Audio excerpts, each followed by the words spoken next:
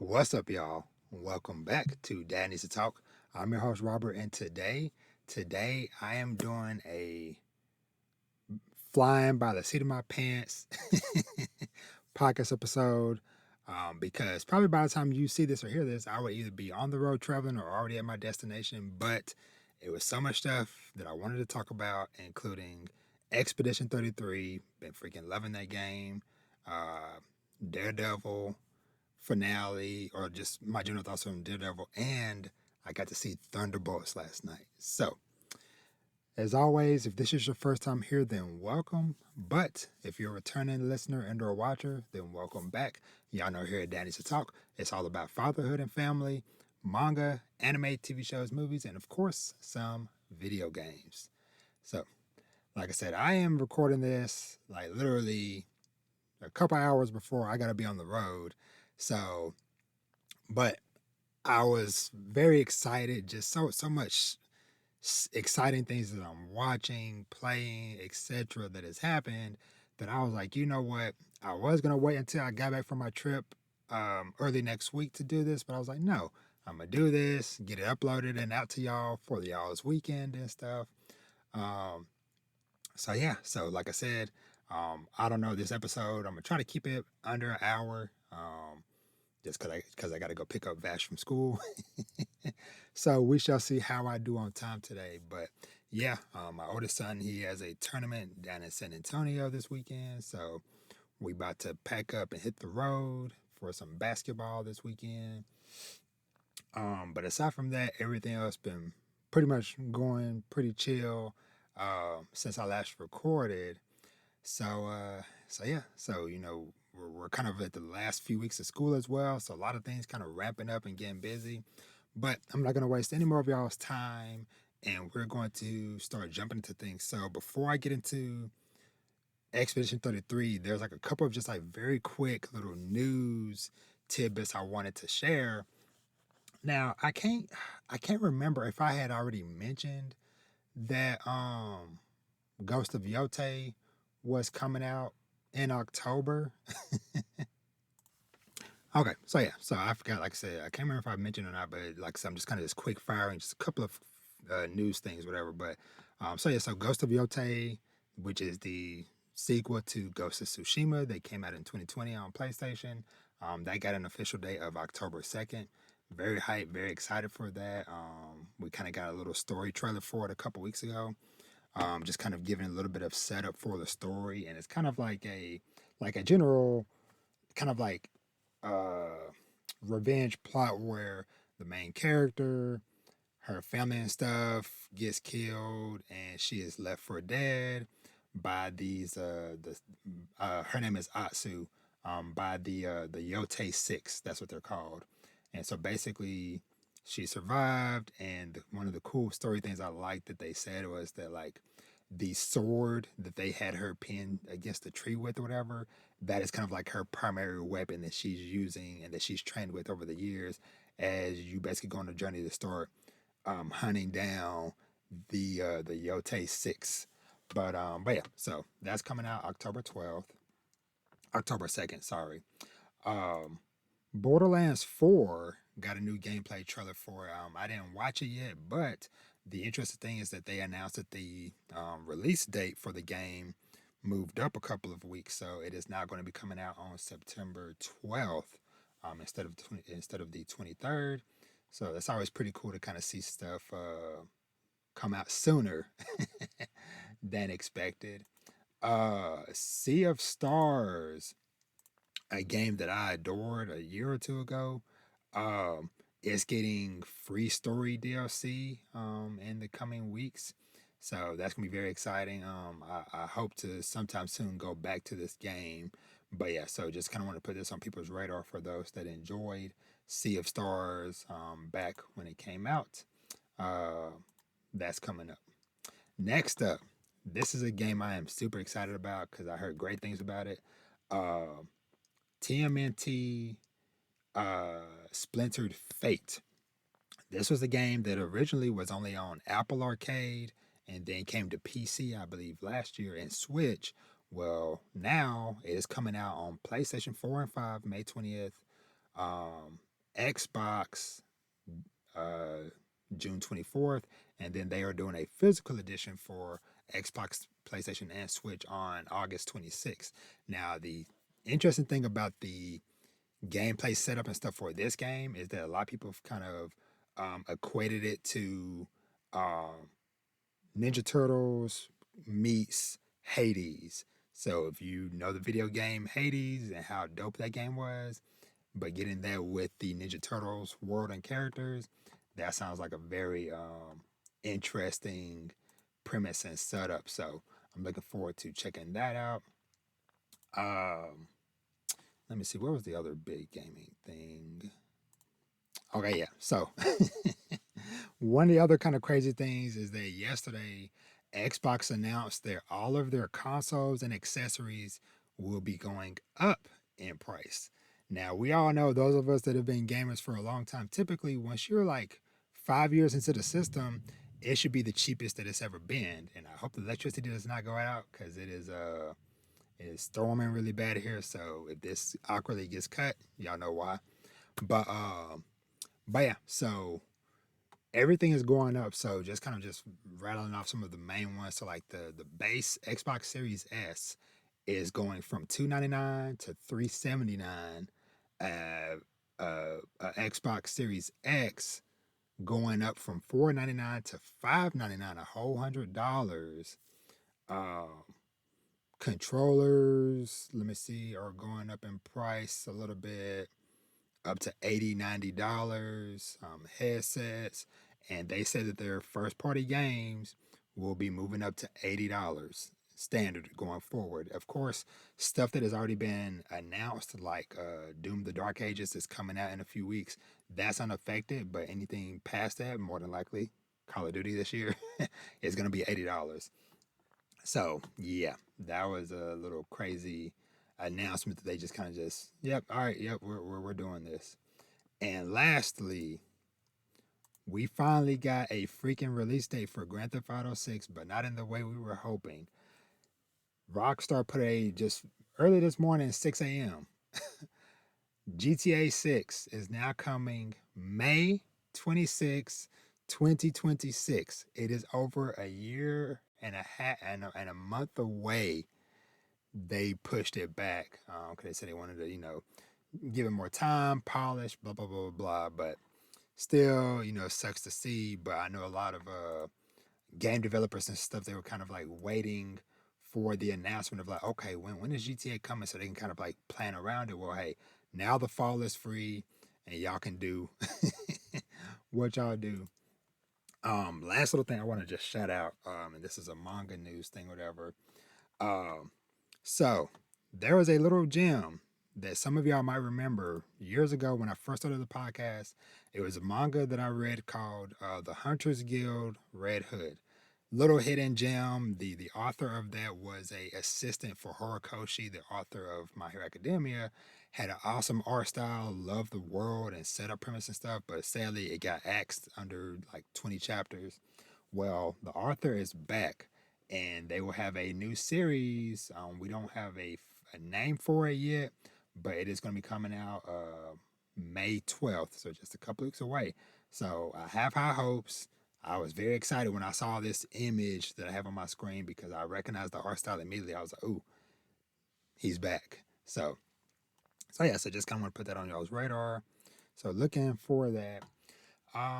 And yeah, that's it for like the quick little news things I wanted to just hit really briefly before I start diving into this stuff because, man, so I'm gonna honestly just kind of just jump right into this. So I'm gonna keep this spoiler free. And if I did end up going to some spoiler stuff, I will give timestamps for different things. So as always, check the description for timestamps. But first off, I got to talk about Clair Obscur Expedition 33, the game that has taken the world by storm and has taken my heart and my time by storm. So this is a game from a new studio. I think they're called Sandfall Interactive. Let me see. Is it Sandfall? Do do do do do. I think it's Sandfall. Um, Hold on. Yeah, I'm pretty sure it's Sandfall. Yeah, I had it right. Yeah, Sandfall Interactive, and it is on Xbox, PS5, Steam, and Epic Game Store. It's also on Xbox Game Pass, which is kind of how my journey with this game began. So this is a game that was first revealed last year at the Xbox Showcase. So it looked really cool, really dope, but a lot of people are like, I'm not sure. We'll see how it comes out. So this game is I'm gonna say it's an active turn-based RPG game, and I'll show gameplay in a second, but just want to give you a little bit of the setup. So the setup for this game is that it basically takes place in kind of like a alternate mystical version of like France, or at least like a French setting, um, where basically there is this deity named the Paintress who, at once a year, she appears and there's this giant monolith with a number on it. And ever since a hundred years ago, whatever, she paints a new number and it basically is ticking down every year. And everybody that age dies, or as it's called in the game, gets gommaged. And so over the years, there have been these different expeditions of people going out trying to either to stop her or to at least like figure out what's going on, etc., etc. And so you're playing as a new group, Expedition 33, who are on your journey to try to take out the Paintress and to try to put a stop to this, because obviously as time goes on, people are living younger and younger, which has led to different things like people having kids at a younger age to try to at least have more time with them and stuff. Um, but yeah, so this game, like, when reviews came out for it last week and were glowing reviews, like nines and tens across the board, it put a lot of people on notice, like, okay, we've been waiting for this game. It's getting awesome reviews and stuff, whatever. And one of the highlight things that immediately caught my attention was people being like, hey, the story is a strong point. The story and the gameplay. And I would say, as somebody, so y'all know how busy my schedule is. And I have managed to squeeze in between 20 to 25 hours over the course of this last week. Like, literally, I haven't watched any anime over the last week. I've watched like when it saw Thunderbolts, which I'm gonna talk about later, but I went and watched that last night. But literally every waking moment that I've had over the last week, I have been playing this game. And that has been me staying up too late and then turning around and waking up early to play before I get the kids and stuff up for school and to get ready for work. Like, that is how much this game has consumed my life lately. And I will say, shout out to Game Pass for giving me a chance to even be able to try it out. So that's what I did. I downloaded it on my wife's Xbox Series S, played like less than an hour of it, and I was like, okay, I'm already feeling it or whatever.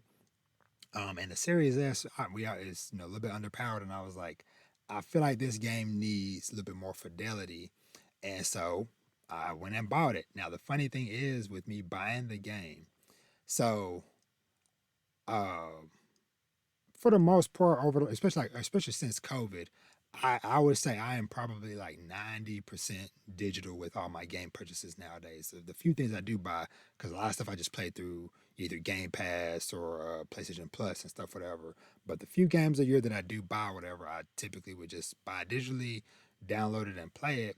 Well, I happened to be looking, and I was like, oh, my GameStop app, I have my little $5 monthly coupon. Maybe I'll use that.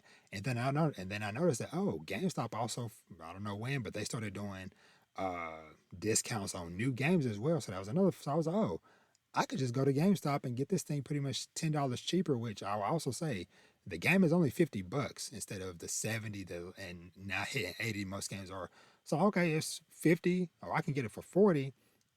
But like a lot, like GameStop and a lot of retailers nowadays, whatever, I went to the store on release day and went in. Was like, hey, do y'all have any copies of Expedition 33? They was like, nope, we're sold out. I walked out, got on my phone, bought it on the PlayStation app, and started downloading it to my system or whatever. And I started playing that night, and then I've been playing nonstop the last week. So, like I said, I gave a little bit of kind of like context for the story setup and stuff for this. Now, I'm gonna try to show y'all a little bit of like the gameplay so it kind of makes sense as I'm kind of like talking through it. Now, I will say so throughout the game, you will get multiple party members and stuff. I won't say how many, but I'll just say you get at least like a handful. Um, and each of them have very different play styles and stuff, which is awesome. Okay, so like I said, the game at its core is a turn-based RPG. So on the left side, you see all of your characters and all of the enemies, and to see like like what order they will go in. Of course, your different stats and stuff will determine things of that nature. So basically, if you have a character where you've been putting a lot of points and experience into their speed, there's a chance they might get to go multiple times in a row, sometimes or whatever. Um, but yeah, so like I said, each character kind of has like different play styles to them. It's kind of hard to explain, but it is a fun thing to kind of play around and to mix and match their different abilities. So like this one character I got on my screen now, like Lune, she basically does basically these like think of it as basically like elemental magic, to where when she attacks somebody, it's it'd be either electricity, fire, ice, earth, etc., etc. And there are different stats and buffs and things along the way that might cause the enemy to get burned or stunned, um, or to do double damage or things like that. This other young lady, Mael, she has different stances: a offensive stance, defense, etc., and so on and so forth. Now, one of the cool things is like during combat, like I said, it is active. So there's dodging, there's parrying, there's countering, all that stuff. So you definitely have to pay attention. It's not like okay, well, well, when it's the enemy's turn, I'll just let them attack, and then I can just be looking at my phone or check on something or whatever. But no, because it's like, hey, when they attack, you have a chance to actually dodge the attack, or to counter it or to parry it, whatever the case may be, whatever.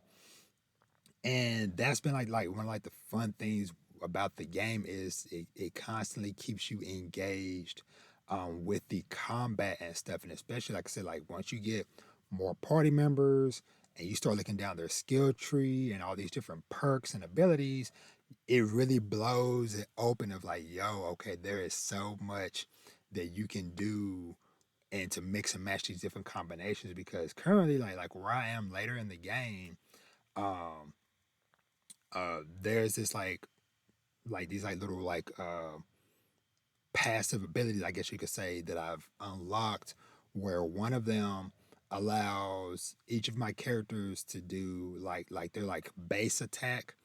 They can hit you twice instead of just once. One of my characters, he has an ability on his sword that that lets him go twice in a row. So if he does a base attack first, then he can attack again for free. And so once you start getting to like in like the deep weeds with all that stuff, and like I said, kind of like setting up stuff for other characters, because like there's an ability you can do, basically kind of like marking an enemy, where it'll basically put like you'll hit them, it'll do some damage, and then put a red X on them. Well, the next time they get hit, that attack will do double damage. So if you kind of plan out your attacks and stuff right, okay, hey, first person attacks gives them the red X, and then if you can line up things where you can do a decent size damage attack with the next person, it hits them, does double damage. So you kind of see where I'm going with this. And so it has just been such a fun thing to watch and to experience. And of course, the stylishness of the game and of the menus and stuff, that has been kind of like one of like the standout things with the game, is the style. The music is just like so freaking dope. the different environments, just the whole presentation is like top notch. I'm showing this clip from like these two moms I fought or whatever, but yeah, there's just like so much variety with these characters and stuff and their different abilities. It is just like it is just so fun and engaging, like I said. And then, like I said, at the core of all this, with the environments, the cool and unique enemy types, the dope combat and stuff, all of this surrounds a fantastic story, and a story that kind of goes beyond just kind of like the typical thing you would expect. Like, there are some twists and turns that happen at a regular clip throughout the game that keeps you on your toes and keeps you wanting to know more about this world and about these characters. And I love that they take the time to set up and to explain things to you, that, like I said, that just like constantly keeps you engaged and everything. But but yeah, like, it has been so amazing. So, like I said, I'm about 20 hours in. I am probably like, I am midway through, I think probably like act two. Um, just for some like context of where I might be in the game. And it's just so fun, just like getting to like traverse the world and meeting these new characters and going to all these different places and environments. It is just exciting, just wanting to get back to this game. And like I said, I'm thinking about it day and night. I'm like dreaming about it. When I'm at work, I'm either like watching streams or highlights from people that have played through parts that I've already played through, or I'm watching some of my own clips that I've uploaded online that I can watch my phone. I'm just like, man, that was a dope attack, or yeah, that was a very cool thing. But yeah, man, and the voice cast and stuff are top notch. Like, they got freaking Charlie Cox, who is, most of y'all know as Daredevil, from the TV show. They got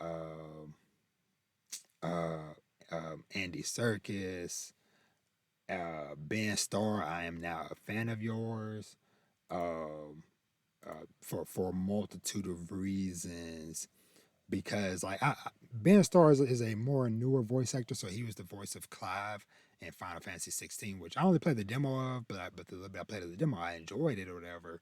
But I know he's kind of like been like an up and coming voice actor in like recent years, and he plays a character in this game uh, that I am like, I like this dude.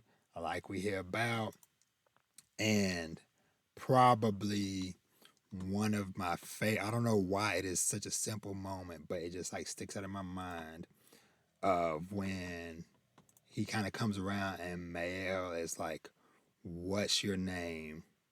And then he just, it's kind of like a deep echo, kind of like Verso. Like, I don't know, gave me chills just the way he delivered that line and stuff. So, but but anyway, I've gushed and gushed about this game for probably 10-15 minutes now. But yeah, but this game, it is just too good. And like I said, if you have Game Pass and stuff, I highly recommend to check it out. And there are some difficulty slides. I'm playing just like on standard. There is like a lower like story mode difficulty that kind of gives you a little bit more grace with like the dodging and parry windows and stuff on attacks. But yeah, but this game, and like, I am just, like I said, beyond hooked, and I am just, I cannot wait to continue playing it, to continue seeing more of this world, more of these characters and stuff. So, cause yeah, like I said, I didn't expect it to grab me this way, but I'm glad that I gave it a chance. Cause sometimes that's all it takes for a game to get you, is for you to just give it give it a honest shot, to impress you and stuff. So, but yeah, man, like Expedition 33, like I said, it is out. It sold 1 million copies in its first 3 days, which is dope. Oh, the other thing too with the combat too is that you kind of get this like free aim attack, or whatever, that is just like super fun and dope. And I just love it. Just like you can kind of get basically it's giving you a free attack on the enemies and stuff, whatever. So, but yeah, just a lot of variety, a lot of characters and stuff to kind of play around and stuff. So experiment with those different builds and stuff. So, um, yeah. Oh, and also the game is at a reasonable length. Like I heard that the main story might take you around 30 hours to complete, which is cool. But you can probably get up to over 50 plus hours with all the side stuff that you can find along the way or whatever. So, but yeah, so Expedition 33 out now. And since I'm already talking about, since I had mentioned Charlie Cox, I'm gonna just mention very briefly Daredevil Born Again. So this came out already, and it ended a few weeks ago, and I was like, man, I forgot to talk about that last time I recorded. So, but perfect pairing with Charlie Cox being both Daredevil in this, and then Gustav in Expedition 33. But but this season, like I like that episode 1. They just out the gate are like, hey, in case you forgot what we do in Daredevil, let's remind you, nobody is safe. We killing people off rip. You seeing bones broken, blood, gore, etc. Just in like, hey, just because we're still bringing that same energy that we had when like Daredevil and Punisher and all and Iron Fist and all that stuff was on uh, Netflix back in the day. Is like, nah, we bringing that same energy, even though we back under the Disney umbrella. We are who we are, and I appreciated that. So, but yeah, this season, like I said, like off rip, them taking out a key character in the first episode, I think caught a lot of people off guard. It was like, oh, okay, so nobody is safe or whatever. And that happened a couple of times where you think like, okay, yes, we gotta win. We about to get up out of here or whatever. We about to go celebrate, and somebody just come off screen and just boop. And you're like, yo, no, I thought we were gonna see more of this character. So yeah, this season was fantastic. Of course, seeing Fisk or Mayor Fisk, I should say, getting in his bag and stuff, and seeing the few glimpses we got of Punisher, and I loved. We kind of got things set up for obviously next season of Daredevil, but also setting up the Punisher season that's going to come in between next year.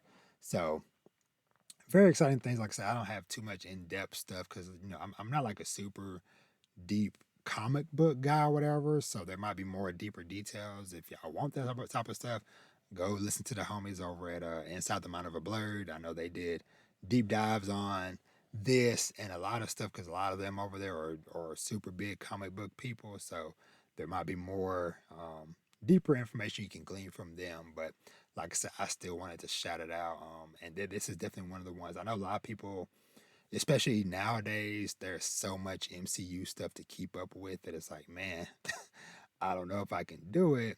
And so, a lot of people are like, hey, I'll just stick to the movies and maybe a couple of the TV shows where I'll say this is definitely one of the TV shows that you should watch and check out. So, because honestly, I need to go back and watch Echo because I never watched that a couple years ago when that came out because I know there's some stuff from that set up this. So, but hey, what can you do?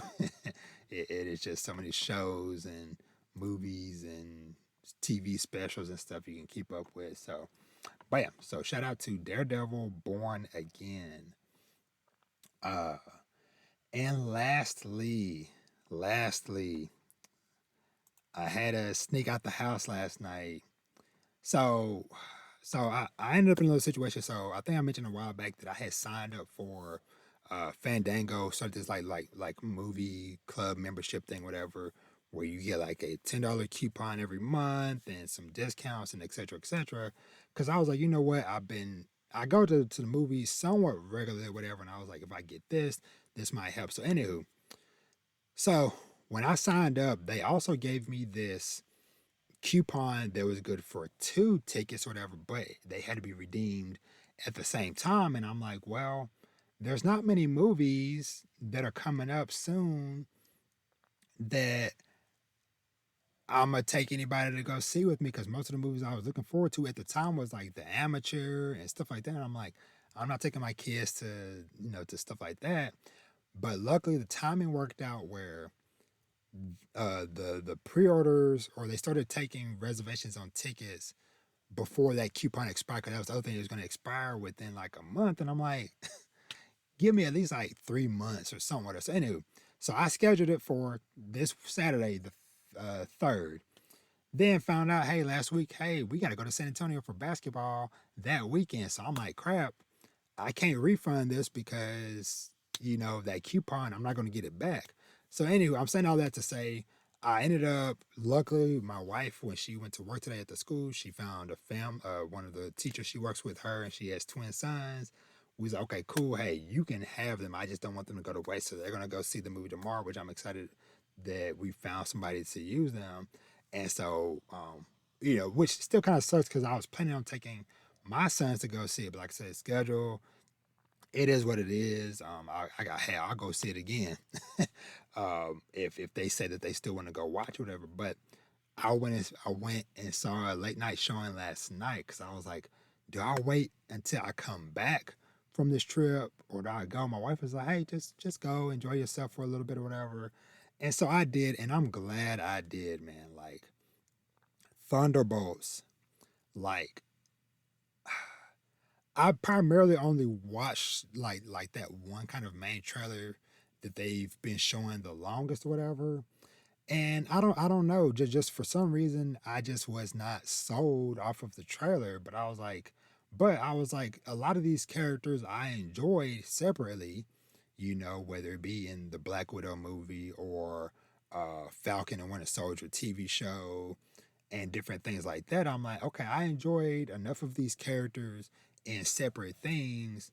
Screw it. I'm gonna go see it and just give it a shot, because it's also Marvel. Because I've mentioned before, I'm like, I'm too deep on the journey now to where I'm like, yeah, there might be some TV shows, like I said, like Echo is one, and there was another one I think I might have. I never finished Agatha all along, that I might miss along the way. But like the big movies, I'm gonna try to keep seeing them, because I feel like if I fall too far off the train, it's gonna be hell trying to catch back up. So, but anyway, so okay, so Thunderbolts. So you had the crew of, so Winter Soldier. So Bucky, he is a governor now, and like Yelena and Walker, and I can't remember the shoot. I can't remember the guy's name. Oh no. Hold on, my brain blanking. Alexei, but basically, Yelena's basically father, and Taskmaster, and all these other characters. Oh, and of course Bob. So out the gate, out the gate, this movie grabbed my attention and was like, hey, yes, you did need to see this movie, because this movie had me legit laughing multiple times throughout this movie and stuff, just because it's like you basically, it's like a band of misfits coming together and stuff, whatever, that basically they kind of get set up, and then they end up banding together, whatever, for a common threat or whatever. But along the way, though, which was kind of surprising in a good way, is that it kind of had a lot of strong themes of these characters kind of learning to deal with and face past traumas that still haunt them all these years later throughout their life, like stuff, whether it be from them as adults, or for a lot of them, childhood trauma stuff, um, they kind of gets resurfaced throughout this movie. But them learning that sometimes you have to face these demons sometimes, which means facing yourself in order to overcome these adversities and stuff, and mental illness and the struggles with that, and also having a support system. Like I said, that is not something that I expected to get from this movie going in, but I was, like I said, when I walked out of the theater, whatever, like by the very end, especially those post credit scenes, which I'm gonna talk about in a second. Those post credit scenes, I was like, okay, yeah, yeah, this was a really solid movie, top to bottom. I want to say, I don't know, I might need to think a little bit more. I think I might like this more than I liked Captain America Brave, New World Order. I think I might like it more than that, maybe, or maybe kind of somewhat equally but different. But I don't know. Like I said, it was just the themes and subject matter. Like I said, like really was interesting. And also, Bob was a very fascinating character. Like I said, somebody who is not a once again a big comic book person or whatever, just who his character is and the things he does or whatever was like, okay, okay, this is kind of interesting and kind of dope and stuff. So, but yeah, all in all, super fun movie. Like I said, it is a good time. I highly recommend if you are looking for, like I said, just like a quick little 2 hour movie to get away to have fun, get some laughs and enjoy, and to also see some fun teasers of things to come. Then yeah, go and check out Thunderbolts. So I'm gonna make note here at 37 minutes. Spoilers for post credit scene stuff. Jump ahead to the outro if you need to, whatever. Or hey, I'll see you next time because I'm gonna wrap this up because I got like 30 minutes to go get Vash. So we're about to wrap this up. So end of the movie setup stuff, whatever. So we have them kind of set up as the new Avengers, and then we hear I think it's Red Storm. I think that's Alexi's name. Um, Red Guardian. That's his freaking name. There was like the one of like the post credit things or like towards the end of the movie, him talking about how they've been talking with Sam Wilson. They're about to copyright claim the name and da da da da. So they're gonna go with New Avengers and stuff like that. But the final post credit scene was setting up a tease of the freaking Fantastic Four, which was super dope and has me even more hype to go and see that movie now later this summer. So, but yeah, it's very cool, very cool. But yeah, so all in all though, Thunderbolts, like I said, beyond my expectations in a great way. But yeah, so I think that's gonna do it for this episode. I jam packed a lot in less than 40 minutes. But I gotta go get Vash from school and make sure we packed up before we gotta get on the road in about 2 hours. So, but I hope y'all enjoy this episode. It's been so much fun. But as always, thank you so much for watching or listening. You can find me everywhere at Dad Needs to Talk. And as I always say, treat yourself to something nice. Read some manga, watch some movies, TV shows, anime, play some video games, and of course, live your best life. And with that, I am out. Y'all have an awesome day and rest of your week. And let me know, did you watch Thunderbolts? Did you watch Daredevil? Have you been playing Expedition 33? Or anything else I talk about today? Let me know your thoughts. And I will catch y'all on the next one. Y'all be easy. Peace.